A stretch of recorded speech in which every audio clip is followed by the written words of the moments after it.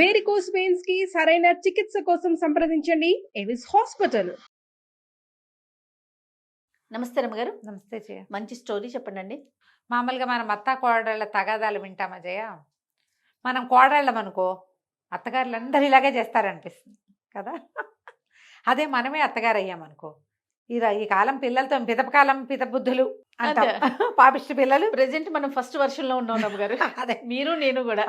ఈ పిల్లల్ని సరిగ్గా పెంచలేదు, పిల్లల పెంపకాలు బాగోలేదు, ఆ తల్లి ముండకు బుద్ధి లేదు, ఇలాంటివి తిట్టేస్తాం. నాన్న మాటలు అంటాం. తల్లుల పెంపకం అలా ఉంది, అంతే కదా. అంతే.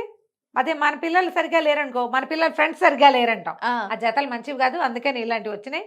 వాళ్ళు ఎవరితో జత కట్టి ఇలా ఇప్పుడు పక్కన వాళ్ళ మీదే పడతాం. మనం కోడళ్ళుగా ఉంటే అత్తలది తప్పు, అత్తలుగా ఉంటే కోడళ్ళ తప్పు కదా. అంతే అంతే. ఒక కథ చదివాను జయ, భలే ఇంట్రెస్టింగ్గా ఉంది, నాకు నచ్చింది. ఒక ఊళ్ళోట ఓ శాంతమ్మ గారు ఉన్నారు. ఆయనేమో ఒక సూరపరాజు గారు, మంచి సంపాదన పరులు, బాగా ఆస్తి స్వాస్తి ఉన్నాయి. ఈవిడ ఒక మాట, ఒట్టి ఒక మాటకి 10 మాటలు, 10 మాటలకి 10,000 మాటలు అనే రకం ఆవిడ. Okay, very good. కయ్యానికి కాలు దూవుతుంది, ఏ చిన్నది వచ్చినా విసుకుంటూనే ఉంటుంది, రుంజుకుంటూ ఉంటుంది, పైకి అనేస్తుంది, నీదే తప్పు అంటుంది, మీ వాళ్ళందరూ ఇంతే అంటుంది, నీలాంటి వాళ్ళని ఎంతమందిని చూడలేదు అంటుంది, నేను ఇంత పనితి తెలుసు, మీ అమ్మ కూడా ఇంతే అంటుంది. ఇక ఇన్ని రకాలుగా అనే ఈ మామూలు కోపిష్టిది కాదు. ఇలా ఉంటే వాళ్ళని ఆపలేక మొగుళ్ళు ఊరుకుంటారు, పిల్లలు నోరు మూసుకూరుకుంటారు చెయ్య, వదిలేస్తారు కదా. ఇక వాళ్ళు భరించలేక, వాళ్ళ నస భరించలేక వదిలేస్తే పోతుంది. ఆమె పోట్లాడి పడిపోతారు అమ్మగారు, ఇలాంటి వాళ్ళు పడిపోతారు. ఇలాగే జరుగుతుంది. ఎంతమంది ఉన్నారమ్మా ఇట్లా. అవునండి, ఎంతమందో. ఎక్కడికో వెళ్ళాం జయ, ఇప్పుడు చెప్తా. ఎక్కడికో వెళ్ళాం, ఆవిడెవరో ఫోటో అడిగారు మిమ్మల్ని. ఫోటో అడిగితే నేను ఫోటో తీసుకొచ్చా అన్నారు. వద్దమ్మా దేవాలయం, మీరు ఇచ్చేదేంటి, మేమే తీసుకుంటాం. మీ ఫోటో ఆమె తీసేసుకుంటారా? వద్దండి, వాళ్ళు ఎవరికి ఇవ్వలేదు, మీరు కూడా తీయకండమ్మా. ఆయన దేవాలయంలో ఉన్నారట అంటే ఏం పర్వాలేదండి, పర్వాలేదంటారు. ఏం పర్వాలేదు ఏంట, మా గుళ్ళో నాకు ఇష్టం లేదు, దేవాలయంలో నన్ను ఫోటోలు తీసుకోవటం ఏమిటి, నేను భరించలేను దాన్ని, బయటికి వెళ్ళాక తీసుకుందామని చెప్తాను చెయ్య చాలా మందికి నేను. కొంతమంది వెయిట్ చేస్తారు, కొంతమంది కోపం వస్తుంది, ఏమిటి ఇప్పుడు పోజు కొడుతోంది అనుకుంటారు, ఏమిటి నాకు అంత మాత్రం నియమం ఉండకూడదా అనుకుంటా నేను. నా బతుకు ఒక నియమం వద్దా, నాకు అలాగే అనిపిస్తుంది. వాళ్ళ సంగతి ఎట్లా, నాకు అవమానంగా ఉంటుంది. నన్ను ఇప్పుడు ఏ గౌరవంతో నువ్వు నన్ను ఫోటో అడిగావు, అది నువ్వు నిలబెట్టుకోవాలి, నన్ను కూడా నిలబెట్టుకోనివ్వాలి కదా. మీకే నా సెల్ఫ్ ఎస్టీమ్ నాకేం ఉండదు, పాడు వాగు ఉంటుంది కదా, నవ్వొస్తుంటుంది. ఇవాళ ఎంతమంది శత్రువులు అయ్యారు నీకు అని అడుగుతారు మా వాళ్ళు. ఫోటో ఇవ్వకపోతే కుదరదు, అందరూ బయటకు వచ్చాక ఇస్తానమ్మా అని చెప్తా. కొంతమంది పాపం ఉండి ఫోటో కోసం ఆగామండి అని తీసుకుంటారు, ప్రేమిస్తారు వాళ్ళు.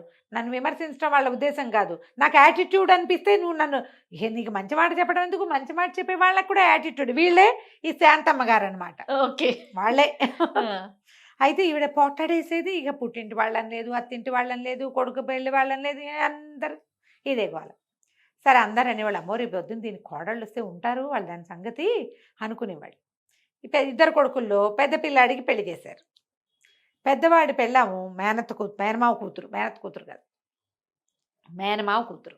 ఈయన ఏమనుకున్నాడు, సొంత మేనగోడలు కమల పిల్లని ముద్దుగా చూసుకుంటుంది, తన రక్తం కదా. చాలామంది పోట్లాట కోర్లు కూడా మేనగోడళ్ళు అనగానే మెత్తగా ఉంటారు కదా.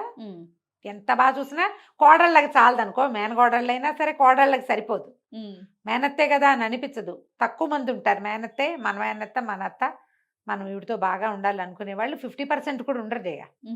అక్కడ అత్తగారితనమే నడుస్తూ ఉంటుంది ఏం చేసినా సరే. సరే బాగుంటుంది అనుకుంటే ఇక మేనగోడల్ని కూడా ఆవిడ వదల్లా, అన్నిటికీ కసిరేది, కేకలేసేది, తిట్టేది, మీ అమ్మ ఇంతేననేది, నువ్వు ఇంతేననేది, ఏదో అనేది అనేది అనేది అనేది విరక్తి పుట్టింది దానికి, ఆ కమలకి, ఆ పిల్లకి విరక్తి పుట్టి, నేనుండను, నేను రాను, వేరు కాపురం పెడితేనే వస్తా, నన్ను తీసుకురావడానికి రా నువ్వు, మీ అమ్మ దగ్గరికి అయితే నేను రాను బాబా అని మొగుడికి చెప్పేసింది, వెళ్ళిపోయింది. ఏం చేస్తారు, ఆలోచించి ఈయన పెద్ద పిల్లాన్ని బయట పెట్టడం ఇష్టం లేదు, వ్యాపారం అంతా కలుసున్న వ్యాపారం, ఇవాళ ఇల్లు వేరైతే రేపొద్దున వ్యాపారాలు వేరైపోతాయి. ఆలోచించి రాజుగారు ఏం చేశారు, సరే వేరే ఇల్లు తీసుకుని పిల్లని కాపురానికి తీసుకొచ్చారు. సరే కొన్నాళ్ళకి వాళ్ళకి ఒక కొడుకు కూడా పుట్టాడు. రెండో పిల్లాడి పెళ్లి సంబంధాలు రాలా. ఈయనకి భయం పట్టుకుంది. ఉన్న ఒక బావమరిది కూతుర్ని ఇక్కడ చేసాం, ఇదేమో ఇట్టా తగలబడింది, ఎవరిని తెస్తే ఏమవుతుందో. ఎవరిని తెచ్చినా ఇదే కదా. ఇక రోజులు గడిచినాయి. సరే ఏమైంది, ఈయన ఒకనాడు పై ఊళ్ళో ఉన్న ఒక స్నేహితుడిని కలవడానికి వెళ్ళారు. కొంచెం కలిగిన కుటుంబమే వాళ్ళు కూడా, వీళ్ళలాగానే స్థితిపరులు. అయితే ఏమైంది, వాళ్ళ ఇంటికి వెళ్తే ఈయన కబుర్లు చెప్పుకుంటున్నారు. ఆయనకు ఒక కూతురు ఉంది, ఇంకా ఎవరో 2-3 పిల్లలు ఉన్నారు. పిల్ల కొంచెం చక్కగా కుదురుగా ముచ్చటగా చూడడానికి బాగుంది, జడగీడ చక్కగా ఉంది. పిల్ల అటు ఇటు తిరుగుతుంది. ఈ లోపల ఏమైంది, వీళ్ళు పిచ్చాపాటి హాల్లో కూర్చొని మాట్లాడుకుంటున్నారు. లోపల ఏదో వంట ప్రయత్నం చేసుకుంటున్నారు తల్లి కూతుళ్ళు కలిసి. ఒక చీరల వ్యాపారస్తుడు వచ్చాడు. వచ్చేసరికల్లా చీరల వ్యాపారస్తుడు అయ్యగారిని ఈయన పలకరించాడు. ఆ ఇంటి ఆయన పిల్ల తండ్రిని పలకరించిన తర్వాత ఏమన్నాడు, అమ్మాయి గారు దోసెడు వెడల్పు ఉన్న అంచున్న చీరలు తెమ్మన్నారు, గుంటూరు చీరలు వచ్చినాయండి, అందుకని అమ్మాయి గారి కోసం వచ్చాను అని చెప్పాడు. చెప్పేసరికల్లా లోపల ఈయన కేకేశాడు, అమ్మాయి విమల, చీరలు ఆయన ఎవరో వచ్చాడు, నువ్వు కావాలన్న చీరలట, రారా అన్నాడు. అనేసరికల్లా ఆ అమ్మాయి బయటకు వచ్చి ఈ చీరలు ఆయన చూసి, వచ్చారా కూర్చోండి ఇప్పుడే వస్తానని లోపలికి వెళ్ళి ఓ పాత చీర పట్టుకొచ్చింది. హాల్లోనే జరుగుతోంది. పెద్దవాళ్ళు ఇద్దరు సోఫాల్లో కుర్చీల్లో అవతల కూర్చున్నారు. గుమ్మం దగ్గర ఈ పక్కన ఇంకొంచెం ప్లేస్ ఉంది, ఇక్కడ కూర్చున్నాడు. చీరల వాళ్ళు ఏముంది, మూటలు తెస్తారుగా, మూటలు అవి ఓపెన్ చేయడానికి ఓ తివాసి ఏదో పరిచింది, తివాసి మీద పెట్టుకున్నాడు. ఆయన ఊడదీస్తున్నాడు. తీస్తుంటే ఈ పిల్లల లోపల నుంచి వచ్చి, ఈ చీర గుర్తుపట్టారా? ఆయన ఏదో పాత చీరలే ఉంది కదమ్మా అన్నాడు. మీరు ఇచ్చిందేనండి, ఎంత వేలో తీసుకున్నారు, చిరగాల్సిందే కానీ రంగుపోదన్నారు, 3వ ఉతుక్కి ఇట్లా అయిపోయింది, జరి అంతా వెలా తెలబోతోంది, ఇప్పుడు మళ్ళీ మీరు నాకు కొత్త చీరలు తెచ్చిస్తే ముందు దీనికి సమాధానం చెప్పండి, ముందు సమాధానం చెప్పాలిగా అనేసరికల్లా ఆయన కళ్ళవెళ్ళబడి, అయ్యో అమ్మ ఇలా అయిందే, చీరకి చీరిస్తాను మీకు, నాకు చీరకి చీరొద్దు, మీరు వచ్చారు నేను కట్టుకున్నా తడిపా, ఇలా అవదని గ్యారంటీ ఏమిటి నాకు? మీరు ఇంతకుముందు కూడా ఇలాగే అద్భుతమైనవి గట్టంచు చీర తిరగాల్సిందే కానీ రంగుపోదన్నారు, ఇదేమో 3వసారికే పాతగుడ్డయింది, మిమ్మల్ని నమ్మి తీసుకుంటే మీరు నమ్మకం నిలబెట్టుకోవాలి కదా, మీరు గ్యారంటీ ఇవ్వగలిగే బట్ట ఉంటేనే చూపించండి, లేకపోతే నాకొద్దు. ఏ చీరలు అయితే ఈ అమ్మాయి కోసం తెచ్చాడో ఆయన అవి చూపించలే, వేరే ఏవో పట్టు చీరలు చూపించి వెళ్ళిపోయాడు. ఈయనకి రాజుగారి కళ్ళు మెరిసిపోయినప్ప, అబ్బా పిల్ల ఎంత రీజనింగ్ తోటి మాట్లాడుతోంది, గట్టిగా తిట్టలా, తిట్టు కాదు అది, నిలదీస్తోంది, నిలదీత. సరే ఏమన్నాడు ఈయన స్నేహితుడితో చెప్పాడు, ఏమో వెంకటరత్నం నువ్వు నాకు ఒక మాట ఇవ్వాలోయ్ అన్నాడు.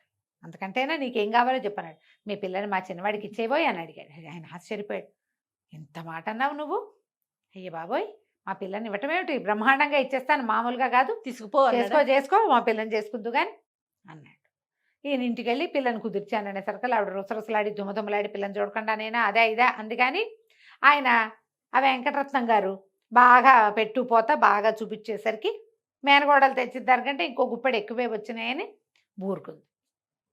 ఈయన ఏమనుకున్నాడు, కమల మెతకది, కొడుక్కి చెప్పాడు, మీ వదినేమో కమల మెతకది, మీ అమ్మకి సమాధానం చెప్పలేకపోయేది, మీ అమ్మ ఒకటేస్తే రెండేసి ఆవిడ తిట్టేది, ఈ పిల్ల మంచి రీజనింగ్ ఉన్న పిల్లరా, మీ అమ్మ నోరు కట్టు, గోల ఉండదు, నువ్వైనా మాతో కలిసి ఉందు కానీ, ఈ పిల్లలు లేని ఈ ఇల్లు ఏమి ఇల్లు, మనవాడు పుట్టాడు పిల్లాడు అక్కడ దోగాడుతున్నాడు, మన ఇల్లు ఏమి ఇటాగే బోసి ఇల్లుగా ఉంది, పెద్దవాళ్ళు అందరిస్తే పిల్లలు లేరు, నువ్వు వెళ్ళిపోతే మేమే మిగులుతాం, నాకు మనవడి ముద్దు ముచ్చట్లు చూసుకోవాలని ఉంది అని కొడుకుని ఒప్పించాడు. కొడుకు కూడా ఓ పూట వచ్చి ఏ విమలని చూసి సరేనన్నాడు. సరేనంటే సరే వచ్చింది విమల. పిల్ల మంచి పనిమంతురాలు, పని వాళ్ళతో ఉండి పని చేయించగలదు, అవసరమైతే నడువంచి పని చేస్తుంది. ఏ 15 రోజులు 20 రోజులు ఊరుకుందో శాంతమ్మ గారు. ఆ తర్వాత 4 విసిరేది, పిల్ల కిక్కుమనేది కాదు, ఎంత సహనంగా ఉండేదో. అత్తగారు ఏమైనంటే తలొంచుకుపోయేదే కానీ తిరిగి సమాధానమే చెప్పల, ఆవిడ అరుపులే వినపడేవి, ఎందుకు మాట్లాడతారు అట్లా అనేది కాదు. రోజులు గడుస్తున్నాయి. ఈయనకి ఆ పెళ్ళం రంకెలు వేసేయటం, వరిచేయటం, కుక్కిన పోయిన పెనల్లే మాట్లాడవు, మూగి ముద్దలాగా మాట్లాడవు అని అంటాం భార్య వింటూ ఉండేవారు. పుట్టింది ఏంటి పిల్ల తెలివిగలది, మాటకి మాట అనగలదు, బోల్డంత రీజనింగ్ ఉంది, నిలదీసే సత్తా ఉన్న పిల్లని చేసుకుంటే ఇది ఇట్లా నోరు మూసుకుని తిట్లు తింటోందే. రేపు నాటికి ఎప్పుడో అప్పుడు కొడుక్కి విసుగుపుట్టినా దీనికి విసుగుపుట్టినా బయటికి వెళ్ళిపోతారు. మళ్ళీ ఒంటరి ఇల్లు సంప్రాప్తం అవుతుంది, పిల్లలు లేని ఇల్లు. ఏం చేయాలో తెలియలే. ఒకనాడు ఏమైంది, శాంతమ్మ గారు గుళ్ళో పురాణం ఉందని వినడానికి రోజు వెళ్తుంది. ఆయన ఏం చేశాడు, రోజు వెళ్తుంది, ఇవాళ కూడా వెళ్తుందని ఇంటికి వచ్చాడు దుకాణం నుంచి. ఆవిడ వెళ్ళిపోయింది గుళ్ళోకి. ఈయన కోడల దగ్గర కూర్చున్నాడు, కేకలిస్తాడు. కేకేసి మంచినీళ్ళు తెమ్మ అంటే ఏదో పలహారం తెచ్చింది. మామగారి దగ్గర విసనకర్ర పెట్టి చుట్టూ కూర్చుంది. ఈయన అడిగాడు, ఏమమ్మా నువ్వెంత గట్టిదానివి, ఆ రోజు నువ్వు బట్టల వ్యాపారస్తుడు నేను నిలదీసిన విధానం చూసే కదా పెళ్లి చేసుకున్నా నేను నిన్ను చేసుకున్నాను.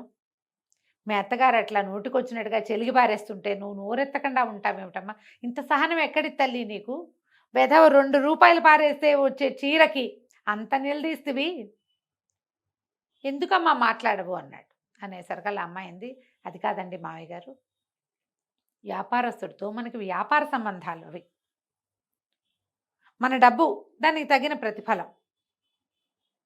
మనం ఒక వస్తువు కొన్నామంటే దానికి తగిన డబ్బు ఇచ్చుకుంటాం, మన డబ్బుకి తగిన ప్రతిఫలం చీరలోంచి రావాలి, వస్తువులోంచి. అది సరిగ్గా లేకపోతే మనం అడగాలి. నేను అందుకని అడిగాను. ఇప్పుడు ఇక్కడ నన్ను నానా మాటలు అనేది మా అత్తగారు, నా భర్తకి తల్లి, మా ఇంటి పెద్ద ముత్తైదువు. నేను ఆవిడని ఏమంటాను? ఏమైనా అంటే ఇప్పుడు వ్యాపారస్తుడు వాడు కాకపోతే ఇంకోటి వస్తాడు, ఈవిని తిడితే నాకు ఇంకో అత్తగారు వస్తుందా? తిరగబెడితే ఏముంది, తెగిపోతుంది. అక్కయ్య ఎట్లాగే కదా తెంపుకుని వేరే చోటకి వెళ్ళిపోయింది. నేను కూడా తెంపేస్తే ఎంతసేపు అనటం, అనగలిగి ఉండి ఎందుకంటం లేదంటే తెంపేస్తే తెగిపోతుంది. ఏదో 4 మాటలు ఉంటుంది, పెద్దది, మా అమ్మ అయితే ఊరుకోనా నేను, అందుకని ఊరుకుంటున్నా. ఏం చెప్పాలో తెలియలే ఆయనకి. సరేనమ్మా నీ ఓపిక, సహనమంతరాలివి. సరే భార్య వచ్చింది కాసేపటికి. వచ్చాక ఆవిడ లోపలికి వచ్చి కూర్చుంది కామ్గా. ఏమండి దగ్గరలో మంచి రోజు ఏముందండి అని. నాకేం తెలిసే, నీకంటే మంచి బాగా తెలుసా నాకు అంటే, కాదండి ఒక మంచి రోజు చెప్పు. ఇప్పుడు ఏం చేస్తావు నువ్వు, ఏ శుభకార్యం చేయబోతున్నావు, ఎవరిని తూర్పారు పట్టడానికి ముహూర్తం కావాలి నీకు అని అడిగాడు. ఎవరితోటని తగాదా పెట్టుకోవడానికి ముహూర్తం కావాలంటే, కాదండి పెద్ద అబ్బాయిని కోడల్ని మనవడిని ఇంటికి తెచ్చుకుందాం మంచి రోజు చూసి అన్నాడు. అనేసరికి ఏమిటో నీకు ఇలాంటి బుద్ధి వచ్చింది అన్నాడు. ఏం చేయనండి, గుళ్ళోకి వెళ్ళా, ఇవాళ పురాణం లేదుట, ఇంటికి వస్తే వాకిట్లో కోడలు మీరు మాట్లాడుతున్న మాటలన్నీ వినపడుతున్నాయి, అక్కడే కూర్చుని విన్నాను, ఆలోచించుకున్నాను. ఈ పిల్లని చెడగొట్టుకుంటే నాకు మంచినీళ్ళు పోసే దిక్కు కూడా ఉండదు, అది ఊరుకుంటోందని నేను రెచ్చిపోతున్నాను. ఆ కాస్త తీరాక ఇంకేముంది అనేసరికి ఆయన మెచ్చుకున్నాడు. పిల్ల ఇది కదా కరెక్ట్గా సరైన ఆలోచన. కోడళ్ళ శాంతమే అత్తగారులకి ఒక్కొక్కసారి ఆహారం కింద ఉంటుంది. అత్తగారి శాంతము కోడళ్ళకి అలాగే ఉంటుందమ్మా. తెంపుకుంటే ఎంతసేపు, ఏ బంధమైనా తెంపేస్తే ఎట్లా పోని నువ్వు తెంపేస్తావు, అత్తగారు తెంపేస్తుంది అనుకుందాం, కోడలు తెంపడం గురించి కూడా మాట్లాడదాం. అత్తగారులు తెంపేస్తారు కోడళ్ళతోటి, చిచ్చిపో నా ఇంట్లో ఉండటానికి వీల్లేదు. అదేమో నీ కొడుక్కి పెళ్ళాము, నీ మనవలకి తల్లి, నీ ఇంటి దాన్ని సంపదని పంచుకునేది, ముందుకు తీసుకెళ్ళేది. ఎట్లా తెగిపోతుంది ఆ బంధం, తెగదు. పోనీ నువ్వు అత్తగారితో తెంపేస్తావు, కోడళ్ళు తెంపుతున్నారు కదా ఇప్పుడు ఈ కాలం అదే కదా, అత్తగారితో తెంపేస్తావు. అది నీ మొగుడేమో అత్తగారు కన్న కొడుకు, నీ పిల్లలేమో అత్తగారి మనవలు, నువ్వు అనుభవించేదేమో అత్తగారి వంతుకొచ్చిన ఆస్తి, నువ్వు పెట్టేదేమో ఇంటి పేరు అత్తగారి ఇంటి పేరే. నువ్వైతే మీ నాన్నింటి పేరు ఉంచుకోగలవు కానీ నీ పిల్లలకి మీ నాన్నింటి పేరు పెట్టలేవు కదా, పెట్టలేవుగా, మొగుడింటి పేరే పెట్టాలి. అంటే అది ఎవరిది, అత్తగారిది కదా. ఎక్కడ తెగుతుంది జయ ఇది, అస్సలు ఎందుకు ఆలోచించరో నాకు అప్పటికీ అర్థం కాదు. ఆవిడ నన్ను అలా అంది ఇలా అంది అంటారు. మీ అమ్మ అంటే మీరేం చేస్తారు, నీ కూతురు పోట్లాడితే నువ్వేం చేస్తావు, రెండు ఆలోచించుకోండి. పెద్దవాళ్ళు ఇది నా కూతురు లాంటిదే, నేను ఎట్లా ఓ ఇంట్లో దీపం పెట్టడానికి వచ్చానో ఇది కూడా నా ఇంటికి అలాగే వచ్చింది అని ఆలోచించాలి. కోడళ్ళు ఈవిడే మా ఇంటికి కులదేవత, నా మొగుడికి తల్లి అని ఆలోచించుకోవాలి. ఒక్కోసారి ఆలోచించరు, జయ బ్రహ్మ రాక్షసులు అయిపోతారు మనుషులు. ఏ హక్కుల కోసం వాళ్ళు పోరాడతారో మనకు అర్థం కాదు. అవునండి, ఆ హక్కులు లభించాక ఇంకేముంది, అంతే కదా. లభించకపోయినా నువ్వు మనిషివే, లభించినా నువ్వు మనిషివే. తెంపేసుకుంటే తెంపేసిన వాళ్ళు అవుతాం అంతే కదా. ఇలా ఆలోచించి చూడండి. చాలా బాగుంది రమ్మగారు, స్టోరీ బాగుంది, మీరు చెప్పిన అనాలిసిస్ ఇంకా బాగుంది. నమస్తే అండి. నమస్తే జయ.